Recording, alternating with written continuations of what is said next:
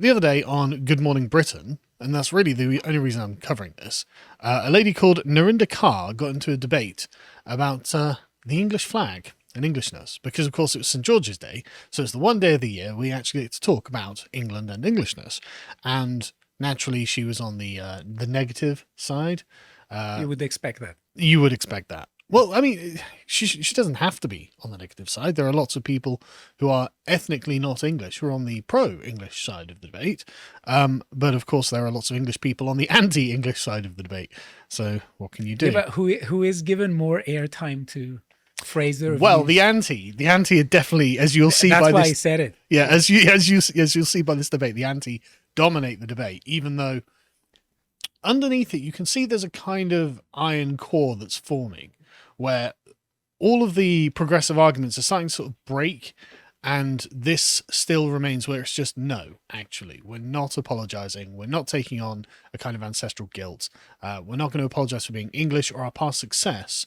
And this is where the conversation is going to end, actually. And you can see there's a kind of hysteria mounting in the left-wing position there. That was like, well, hang on a second. If you're not just going to be vulnerable to me browbeating you about being bad people forever in perpetuity, then I've got very little to attack you with, right? And so it's nice that you can see slowly this is changing. And for the promotion for this, of course, we've been demonetized, so we have to promote the website. But on the plus side, thank you to the over 8,000 people who have subscribed. We'd like to get up to 9,000, so do help us achieve line go up, and go and subscribe and watch Friedrich Nietzsche's On the Genealogy of Morals, which is a book club I did with Connor, because I feel that, and I don't want this to sound sinister, but I do feel there is a kind of will to power forming in the pro-English camp, where it's like, we're very sick and tired of being beaten down using our own moral values. And actually, no, we are used to setting the moral agenda. We are used to being the ones who say, no, actually, this is how things should go. Because, I mean, just historically, the English have always done this better than everyone else, frankly, in my opinion. Now, I will, of course, tip my hat to the Greeks. They've done a fair job in their time. But in the last few hundred years, it's been the English setting the moral agenda for the world. And you can see that there's a strain of Englishmen who's got to the point where it's like, no, actually, I'm right. And I'm not even taking your argument anymore. I think, and this is where the left went in, because there is a tendency to try and understand the world. And a tendency to try to sort of give the benefit of the doubt to other people and other cultures. And there is a kind of negotiation that I think that the UK came into with other nations, but the left has completely contaminated it, and they see the kind of, let's say, good intentions, they see it as a sign of weakness. They do. Yeah. And they basically they are in a position now where they are asking for societies to self-destruct. Yes. Throughout all the Western world. So it seems to me that it's one thing to be kind, it's another to be naive. Absolutely. And it's good that people are waking up. And it's very obviously got to the point where the left are not asking in good faith anymore. It's very obviously. When did they? Well, I don't think they did, obviously. But to your average person who doesn't realize that they're dealing with someone who themselves might not be very intelligent, and so don't know what they're promoting as communism, which is actually Narinder Kaur described very accurately there. But those people who don't understand they're dealing with this have finally got to the point where it's like, no, you're asking me to just give up everything, and we're not going to do that. So this debate on GB News was framed as this: should we be ashamed to be British? But that's not really what the conversation was, because Narinder, of course, has a redefinition of what being British is. Now, being British used to be about the promotion of a kind of traditional and, dare I say, inevitably English world view and traditional moral set. And this has been undermined by progressive American values. So now that being British has been harmonized with the concept of progressive American values. And it's no wonder that the English don't see that. The English would be described as a very conservative people in most places, actually. And that's not something unusual. Most people around the world recognize the English as being stubborn and set in their ways, shall we say? And we've got to this point where now the hysterical person is just trying to get us to just give everything up. Let's watch the first clip. Are people actually ashamed of being English? Thomas Skinner joins us now, along with the broadcaster Narinder Kaur, who says it's hard to be proud of being English right now, and she worries the coronation is going to make things worse. That's right, isn't it? Yes, that is right. I do. I think it's very hard. Unfortunately, the St. George's flag, we should have national pride. I feel that every Englishman and woman should feel proud, but we can't feel proud when that flag has been hijacked by far-right groups. And what it actually represents is this ideology that by some virtue of a piece of cloth that we are superior to other nations. And it conveniently forgets our history of slavery links, of colonization, and a history of genocide and everything that we've built up. And most countries that celebrate Independence Day, because I've seen a lot of people on social media saying, well, Ireland celebrate and America celebrate. Yeah. They celebrate because they're celebrating because they've come out of tyranny or invasion. England were the oppressors. They were the suppressors. England have got nothing to celebrate because they suppressed half of the world. And somehow they have suffer from this Napoleon-like complex. I believe Napoleon was not British. No, he was a Corsican French dictator. But the concept of Napoleon complex is being a short man and having to overcompensate for being a short man. But she's saying that we were the tyrannical evil empire that oppressed the entire world. It's like, okay, well, I mean, what more how much higher can you get than world domination?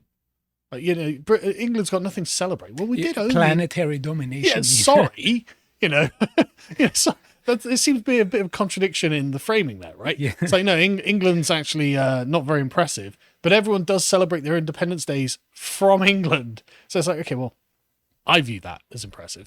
She goes on to talk about genocides, which I can't name one, actually. I can't think of it. Name the people that the English genocided. And that is to have a specific policy of extermination. I mean, you can name them for the Turks, you can name them for the Germans, you can name a few for the Germans, actually. You can name them for quite a few nations, actually, the Chinese, but the Mongols, obviously, the Assyrians. There are quite a few genocidal regimes in history, but actually England hasn't been one of them, as far as I can tell. Again, not a historian. I actually think that England left the world in a better place than what it found it. And this is not my opinion. This is the opinion of actually most historians. Of all the great conquerors of history, probably would have been better to have been conquered by England than someone else, right? You could have done worse. But this just seems to me to be sour grapes. I mean, she's a lady of Indian descent. She doesn't talk about the Mughal Empire, which was a brutal Muslim purportedly Mongol empire that ruled over India before the British. I cannot understand why she appeals to national pride, because it seems to me that right now, many people in the, let's say, cultural left, they don't like the idea of a nation. Mm-hmm. They don't like the traditional idea of patriotism, but they do want to appeal to national pride. But you just wonder, what kind of national loyalty is this? If you constantly say that your nation should be ashamed of itself and that your nation has nothing to celebrate and that there is no, for instance, Magna Carta, there is no tradition of, let's say, British philosophy, British literature, there's nothing Liberty, there to celebrate. How can you be nationally proud? Well, I view it as, and I don't think this is actually Narinder's innovation. I actually think she's a bit of an NPC when it comes to all of this. But I just view it as a cynical attempt to essentially leverage open your ability, your weakness, so they can, I want to be proud of my nation, but I'll be proud of my nation when it's inclusive and tolerant and progressive and left wing. And it's like, okay, but that you're looking for the dissolution of the nation. Yeah. So this is a subversive tactic. The question is, what is her audience? Once we understand what her audience is, we understand why she adopts that tone. Well, left-wingers on Twitter, obviously. But you'll notice how she begins this with we. We, the collective Scrutonian we, can't be proud of England because far-right groups wave the English flag. It's like, okay, but, I mean, if they are English, they're entitled to wave the English flag, and that doesn't stop me from waving an English flag. It doesn't stop you from waving an English flag. It doesn't stop anyone. It's I can't control what they do, but also I don't really care what they do. So, But this shows that she basically that's her sentiment. If she says that there are some groups that I don't agree with and they wave the English flag, instead of saying no, I will wave it as well and I show the difference, she wants to basically we'll get to that, because she does go through this. So the question then is, and again, note the we and how that doesn't maintain consistency. Let's watch the next clip. We did save Europe from fascism by defeating Hitler and pushing him back. But it doesn't really work like that, because it's not a fascist dictatorship I taking know. over Europe. No, but it doesn't work like that, because you're saying, well, we stopped that, but that doesn't mean that we didn't have involvement in slavery links. I'm quite proud of it. It's not just saying, because you're being ignorant, actually, Ed. Because there's ignorance in that, because you're saying, actually, that, well, we saved it from fascism. We did do that. However, you also should also acknowledge how much genocide and colonialism and theft has gone on in this country. You said there was nothing to be proud about being English, and I'm saying when France was occupied and but then you keep forgetting. But Ed, and America was out of the war, we stood alone, yes, of course, pushed back fascism, and stopped yes, oppression across Europe. But you did. But you also had a lot to do with. We did. You had a lot to do with suppression across the whole of the world. So now it's you had a lot to do with suppression across the whole of the world. Yeah. It's not we had a lot to do. She's taken herself out of the moral constituency of being English or British and put herself in the moral constituency of those people on the receiving end of British colonialism. Because she wants to pose as morally superior. Exactly. And this is, in her view, how she does it. But again, she talks about genocide. That's not true. At least this. I don't actually know what this guy's name is. I should have had it. But at least he is not taking this, right? It's quite a weak defense. You know, well, we fought fascism. Yeah, we've done loads of great things. What's the standard of pride for her? Yeah, well, yeah. What is it? Well, that's a great question. Perfection. But fighting fascism is by far the only virtue of England and the English. But she gives a parochial Indian view because she has extracted herself from being British. And this is weird. I mean, not only is this inaccurate, but like millions of Indians fought voluntarily for Britain and the British Empire, right? Including her own grandparents, which is why they moved here upon decolonization of India. And she is herself a third generation immigrant who's living in England. And yet she still doesn't, for some reason, incorporate herself into the body of what she's talking about. She still thinks of herself as someone external. Yeah, no, Tom Skinner is the gentleman who's on with her. We haven't got to him yet. The presenter is a former MP, and I'm sure I knew his name, but I can't remember offhand. So I apologise there. But she note the setup now. She is now the representative of India against the British Empire. But that's not really what we're talking about. But it's interesting to see this because identity and memory are frequently linked, especially when we talk about nations and national identity and national pride. Weren't the British involved in the development of history of India? Yeah, and the moral improvement of India in many ways. Yeah, but I have, correct me if I'm wrong, but I think that the Indians didn't have history of India in the way that we currently know it, and that the British aided Indians into forming a history of India. To have a cohesive conception of what it was to be an Indian. Yes. Yeah, because before that it was a patchwork of competing empires, the largest of which was the Mughal Empire, which was a Muslim foreign empire. They were no more Indian than the British were. But yeah, so there is that. And then there's also, the ending of burning of widows and things like that. Many other things. Building of infrastructure, hospitals, schools, trade routes. Anyway, we'll stop because this is not the sort of thing she wants to talk about. What she wants to talk about is how we're bad. Because you see, I'm being ignorant. Let's watch. You built. No, but then are you also proud of what you did? I'm proud of defeating fascism. Are you proud of slavery links and colonialism? No, but I'm... Right, so let's talk about that. Let's you talk said about there was nothing to be proud of. Well, I told you something to be really proud of. No, that's something to be proud of. But then you're conveniently forgetting about slavery and colonialism. Okay. So you don't seem to want to talk. It's fingers and ears and blown raspberries. We don't talk about that. Let's talk about the one good thing we did. And of course you should be proud of that. Thank you. However, but you don't seem to acknowledge that. It's that kind of ignorance that I don't like, I'm not Ed. sure what... So this I find hilarious. His response, okay, just very English response, just like the little smug sort of like, no, this was a good thing and you can't deny it. Yeah. And she's like, yeah, but I don't want to talk about that. It's like, why? She reminds me of sophistry that we talked about in Symposium 4 with where Socrates and Thrasymachus are talking about justice, because she's making the same move. Yeah. She's asking him, why are you proud? But don't tell me because of A, B, and C. Yeah. It's like you can't win against her. Exactly. She's accusing him of ignoring the bad things that England does, but she herself is ignoring the good things that England does to create a narrative that England has only been evil for its entire history, because she has some sort of what appears to be a racial grievance complex. Or she just doesn't want to talk about it. Well, she just doesn't want to, and then she's like, oh yeah, you're putting your hands and your things in your ears and going la la la. It's like, yeah, but that's what you're doing. Not in the mood. Yeah, exactly. Well, you're acting like, Yeah. I've really annoyed my wife. My wife doesn't act like this. 7:27 in the morning. You don't want to be talking about good stuff. Yeah, exactly. Right. And so it's, everyone else is displaying ignorance. But what I like about the presenter is he's just, no, I'm not moving from this position. No, I mean, it's very weak actually. Oh, English fashion. Look, we've done loads of great stuff. There's a massive litany of great things that England has done for the world. But she wants to create the sort of Alinskyite sort of narrative where the opponent is 100% evil. All the good things about them have been ignored. The opponent is just a demon to be defeated in order to justify where she ends up going with this. Let's carry on.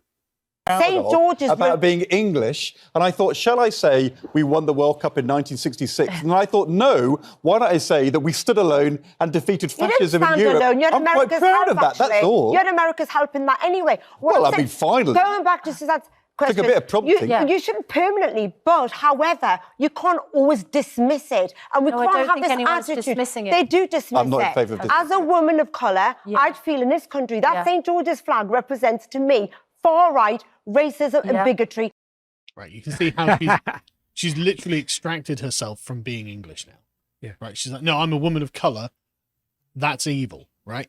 And so it's just remarkable to me how, this isn't going anywhere for her, though. Yeah. She keeps making the same point, and they're just like, no. It's like, finally. Absolutely finally. Ed Ball's his name. Thank you, John. I apologise, Ed. I should have remembered. But the point is, she's like, okay, well, you've got to the point now where you're coming into contact with a very old English stereotype, which is, we're ignorant and we don't care. This has been a long-running continental grievance, in fact, from the Europeans, that the English aren't very smart and they don't seem to notice, and they still seem to be beating us. It's like, yeah, don't know how that works. Don't think about it too hard. But the thing is, what she's saying is, the far right, I don't care. This is your problem, right? The far right aren't the ones on TV lecturing me and hectoring me, right? It's you. It's the far left that are on TV trying to destroy our country. And I don't want that. And you've become hysterical, love. Let's go to the next clip. And actually, we should be proud. What we should be proud of in Britain is actually we are diverse, we are multicultural. Shall I tell you and the good people of Britain will always want diversity and multiculturalism. Absolutely right. And that's what we should celebrate. Totally right. So before 1948, I think it was, when Windrush came, there were no good people in England. Because there was no diversity. Exactly. The only positive thing about England that she can say is the foreign elements living in England. And why? Well, possibly because she views herself as belonging to those elements. She views herself as being an outsider. And it's like, well, look, there are loads of people who have immigrated here who don't see themselves as outsiders. Like my grandfather was one. John, our producer, is one. But you're not one. It's your mindset that is the issue here. Not like anything to do with England itself, in my opinion. But yeah, in her definition, the native English are therefore bad by definition. Just no. And on top of this is just a woke talking point. Yes. There's just woke progressive, it's diverse and inclusive and therefore it's good. No, that doesn't necessarily make it good. I think it is a sign of progress, actual progress. I mean, not in the progressivist sense, that Ed Balls is not having any of it. Because I don't think that I'm not certain that some time ago this would have happened. I think some time ago she would have been given a free pass. Oh, without a doubt. There would have been no resistance. There would have been just complete crumbling on the part of Ed Balls and the other chap who hasn't yet had a chance to speak. You know, and I've clipped, you know, bits out of this because she literally is just going on about the same point forever and ever. But finally, her interlocutor, Thomas Skinner, gets a chance to say something. Let's watch.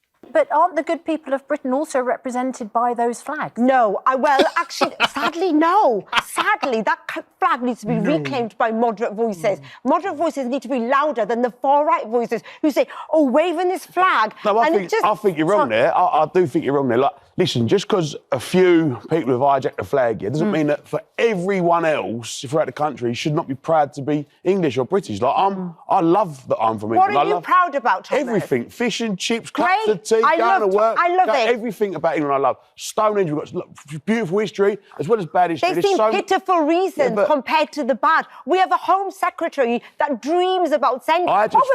If St. George was alive and came to this country, he'd be actually sent to Rwanda right now. We have a Home Secretary we don't welcome asylum seekers. We are not being inclusive. All she has are hysterical left-wing talking points.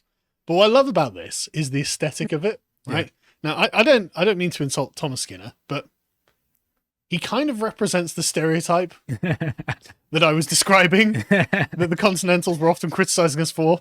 And he ends up with, I think you just don't like England. Well, obviously she just doesn't like England, right? She hates the flag, she hates the people. She thinks that all has to change, right? But you can tell that she's looking quite desperate, right? She's sounding like Wile E. Coyote who's just run off the cliff and is running out of, you know, purchase, and he realizes about to fall. And Thomas Skinner's just smart. It's like, this is crazy, you know. It's fun with the talking points because it's like those games where you have let's say a bear or something, especially when you get to, let's say, to your brothers or you know, siblings, or where they have numbers and you press and they say things. We could have woke. Oh yeah, you could absolutely have a trained animal. 1, the West is bad. 2, all English people are bad. 3, there is nothing you should be proud of. Yeah. But you can see, like, Thomas Skinner, like, he's got a very concrete and, in my opinion, quite unassailable point. I like this. I like the things about England that I see as virtuous, simple as, you know, and her hysterical talking points. He's just kind of smiling and laughing at them. So Sir George is, oh, come on. He's not having it. And that's what I like. But this is when Narendra she starts building up to the final crescendo of what she's actually demanding. Let's watch. I was a member of Parliament. Yes. In the constituency, which had not only a British National Party councillor, but the largest BNP membership in the country. We had a St George's Day. We had a St George's Day parade every year with all the primary and the secondary schools, because we said we will not allow the English flag and St George to be taken by the far right. Stop it being a BNP thing. All of us owned it in our community because we were proud to be English, proud of the flag, proud of St George. Proud of defeating fascism, all the things you're saying we should be ashamed of. No, I'm not saying you should be ashamed of that. And I think that was a great thing you did. But those voices are too low. We need louder voices like that. But actually, you're saying... You were just laying into me. No, because because the straight argument you went to is, well, we defeated fascism. We That's did. almost the get out of jail card. We did. You can't keep getting out of jail card. And actually, I do worry for the coronation. In no sense is that a symbol of you know what that is? nationalism or racism. That's just kind of ignorance to me, because you're waving it around, and I feel it's... Don't start with me. People. Listen, look, I'm proud to be English. I come in here to say that, yeah. There's a million things. Like, I don't think that just because of a few wrong uns that are far right... It's not few wrong uns, it's a lot. Listen, the majority of people, should be able to be proud of where they come from. Like, they should. We ain't letting them take it away from us. I don't think you should encourage nationalism. We are. Love it. She's going on. He just gets to the little England flag and starts waving it and smiling at her. We're not letting him take it away from us. Yeah. Well, again, this whole thing, right? She's like, the voices against, the pro-English voices against the far right aren't loud enough. It's like, you're on TV with a former politician who used to, have this community St. George's Parade, which I would love, by the way. We don't have those. And a regular dude who's just got his English flag. And like, where is the far right being represented here? You know, unless she thinks that just any instance of English patriotism is far right, which of course maybe she does. And there's the glaringly obvious point of pride. Yes. And the double standards. Some groups should feel pride regardless. Other groups should feel shame, whatever. And if we have people like Ed Balls who stand up and say no because of A, B, and C, the other person just goes, I don't want to talk about it. I don't want to talk about it. Thank you, Thrasymachus. Right. And so this is where she finally gets to the apex point that she's trying to make, the very reasonable demand that we simply get rid of the English flag and get a new flag for England. Let's watch. If you give the flag and patriotism and St George's Day to the far right You've and say given it. we're not going to touch it because that's something we're not proud of, that is a catastrophe for our country and we have to own it together. It's outdated. We can be proud of the things which we achieved together. We can't, but let's get a new flag because that one is outdated and it represents far too much negativity in this country. I think we need a new day. Did anyone celebrate St George's Day? I mean, the turnout in Trafalgar Square in was Morley, there was the beautiful. big parade of school The turnout in Narinda, Trafalgar will you Square. celebrate the coronation? Actually, no, because I think the monarchy, no, I'm sorry. I think the monarchy represents... Have they gone as well? ...represents colonisation. They need to give back all their stolen jewels. See, as you can see, she just doesn't like England.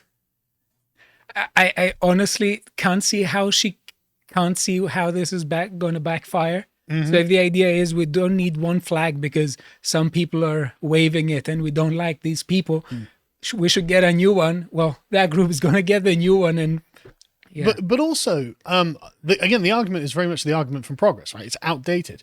There's nothing about England and its history that's outdated. In fact, in England, when things accrue a significant amount of age, that's when they become their most valuable. Everything in England that is considered the best is the oldest.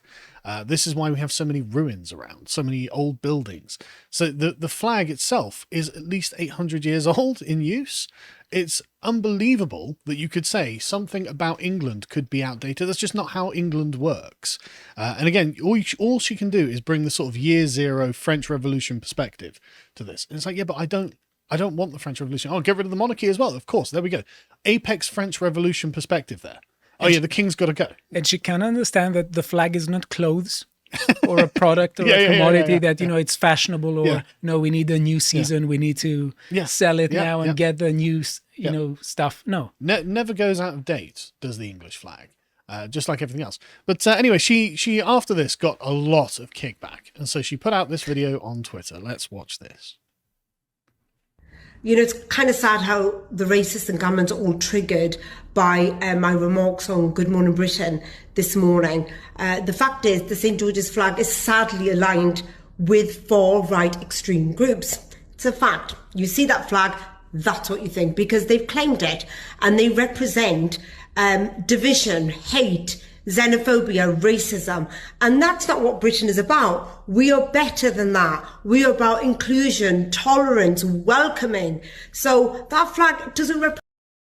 So I don't agree. I just don't see why and how. But the thing is, like, I don't agree that, like, Britain is what she's saying it is. But okay, then what you're saying is that Britain is not England, and England is currently being occupied by Britain, which has some sort of wildly progressive regime, and the people waving the flag are the English, who are just normal people, and that's bigoted, xenophobic, and far right. And so I replied to this just going, look, the St. George's Cross represents England and the English. You're right that it's not inclusive of things that are not English, in the same way that the Indian flag is exclusive of things non-Indian. This is totally normal and accepted by everyone who isn't a bizarro progressive, because that is totally normal. And that's literally, I mean, Ed Balls was like, look, you're asking us to give up the entire country? And she's like, yeah, let's just change the king and the flag as well. It's like, no, we're not disestablishing England because you don't like the far right, whatever that's supposed to be. But she kept going on about this on Twitter, and I just thought it was quite funny because, again, if you go through her replies, man, there's a lot of pushback. And if you go through the comments on the Good Morning Britain segment, man, it's just people just like, no, we're not having this. So if you get to the next one, she keeps going on. It does not represent the best of Britain. Right, so the English flag and England does not represent the best of Britain. We are better than that. We are multicultural. We are tolerant. And that flag represents something sinister, I'm sorry to say. England is not sinister, you lunatic. Like, I don't even know where to begin when it comes to just questions of liberty, questions of justice, questions of the rule of law, all these things that you take for granted in a liberal democracy were invented in England. Like, this is the genuine greatness of England that has spread around the world, because it was just a series of really good ideas, and it produced really, really good results. But she conflates Britain with just being a complete leftist. Like, everything about that is just left wing, blah blah blah blah blah, right? And then she ended up retweeting this, which I thought was hilarious. What Narinder tweet said was a perspective from non-white people who have a traumatic history in relation to the St. George's flag. A lot of Asians and black people face racism, xenophobia in Britain, face it from people who use the English flag as a nationalist symbol. Is the English flag a nationalist symbol? I mean, it's only the symbol of the nation. So I don't know what else you want. And the thing is, the EDL was a mixed race organization. As you can see there, with an American and an Israel flag. You can see there are Sikhs and blacks in the crowd with the EDL. So it's weird, your perspective. But Narinder has talked about this at length. If we go to the next one, you can see that she's saying, look, she's of Indian heritage, but she was born here because her great-grandparents came here to fight England's wars, in fact. If you go to the next one, they were part of the Indian war effort in World War II. And so I'm not saying that she has to leave or anything like that, although there are people saying, look, if you don't like it, why don't you just leave? But the point is, why is it that a third-generation immigrant who you think would be pretty anglicized, I mean, she sounds pretty anglicized, like she sounds like she's born and raised in England, why is she sat here unable to have any love of the country in which she's been grown up in? And so, people are asking her this. They're just like, look, if you don't like it, why don't you just go? You go to the next one. And she's like, why do any women of color who have an opinion, if you don't like it, need to get a flight out? Why? It's like, well, because ultimately you've come to the end conclusion of what you were asking for, right? And what Abbott, Shola, Sarkar, all of these women of color, as you put them, have all been driving at. You're just the lowest IQ one to get them to the actual mask off moment, which is disestablish England. That's what you're asking for. And that's just not going to happen. We're not going to agree to this. And as you can see, the public is not going to agree to this. So what they're saying is, look, this is an irreconcilable difference. If you don't like it, you either stop going on about it or you leave. They're your options. As Peter says below there, to give our eyes and ears a rest, maybe, because we're sick of the hectoring. But Narinder, this is a pinned tweet, and I just want to make it very clear that Narinder is not the best and brightest, right?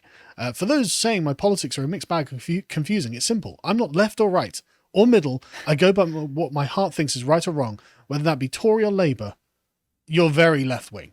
You are very, very, very left-wing, and you just don't understand that you're left-wing. So we'll leave that there. But the answer is no, and I can see that a lot of other English people are like, no, just the answer is no. You're asking for something that's ridiculous, that you wouldn't have asked of anyone else. We aren't asking of the Indians, so stop asking it.